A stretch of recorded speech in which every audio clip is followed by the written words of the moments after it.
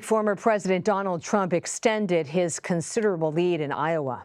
That's according to polling from the Des Moines Register. But can voters' minds be changed with just 1 month to go before the first Republican caucus? Here with analysis is Zak Hudak, CBS News politics reporter.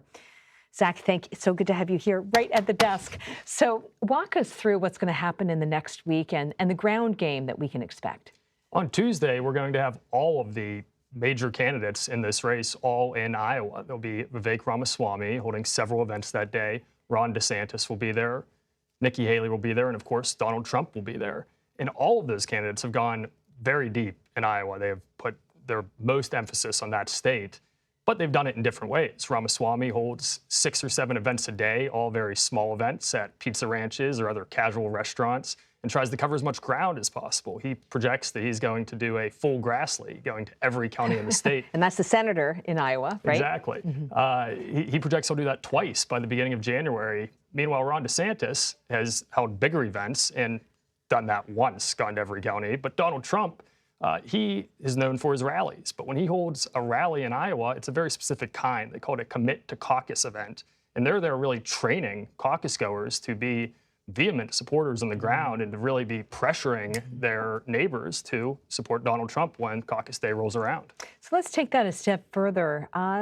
Look, the other candidates are way behind Donald Trump in Iowa, right? So have they made a mistake by committing so much time and so many resources to that state? It is a tough decision they've had to make because it's a state that is nearly unwinnable because of the lead that Donald Trump has there.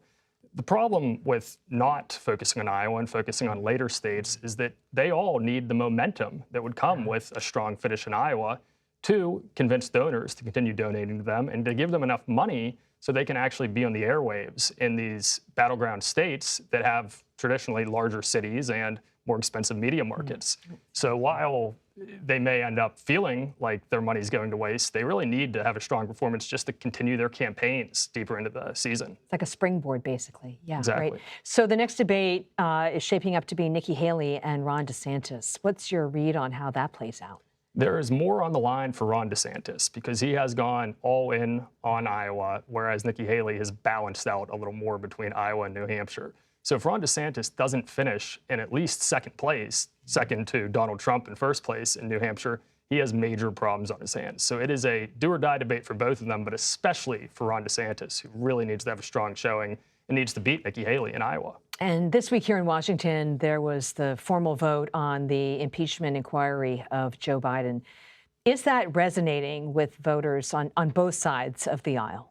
It is. It's something that we're not yet seeing most of the GOP candidates focus on the trail, but it is something that's on voters' minds.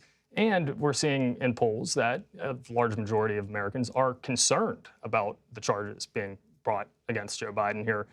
I will point out that this is a bit of an anomaly versus how a traditional campaign cycle goes, where the dirt on candidates is coming from other campaigns or even from us, the reporters covering it. But here we have an instance where the Justice Department is actively investigating the former president, and the House of Representatives is actively investigating the current president. So we actually have government institutions pushing out the negative information. And in Donald Trump's case, we've actually seen his polling numbers strengthen after a number of his indictments. So it's going to be interesting to see how that plays out with Joe Biden, and if there are actually some Americans who begin to feel like Congress has actually been weaponized and start backing him throughout that. But we've not seen that yet. It's such an interesting intersection, right? You've got that tax case in California. You have the felony gun case in Delaware with Hunter Biden, and the potential for a superseding indictment involving FARA, which is a violation of the foreign lobbying laws, which may ensnare other members of the Biden family. So your sense is that it's sort of an unknown, but it's definitely a factor heading into the cycle. It is, and I think that, the most vehement Biden supporters, if anything, this is entrenching them, and they're just feeling stronger that they have the right guy and that he's being unfairly persecuted here. But I think for a lot of folks on the aisle, they're going to be taking a hard look at this and really questioning, is this the guy that we want for another 4 years, even if we have questions about whether or not he did these things? Okay, Zak Hudak, thank you so much for your analysis. Thank you.